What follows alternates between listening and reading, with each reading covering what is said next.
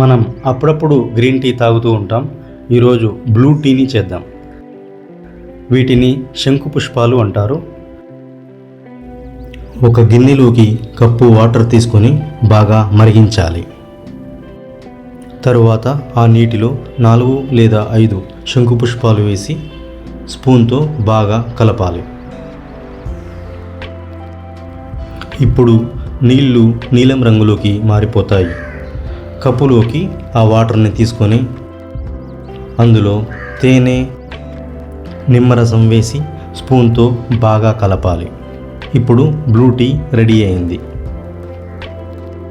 Blue టీతో ప్రయోజనాలు: డయాబెటిక్ని అదుపులో ఉంచుతుంది, కంటి చూపు, చర్మ సౌందర్యాన్ని మెరుగుపరుస్తుంది, కాలేయం, కిడ్నీలను శుభ్రపరుస్తుంది.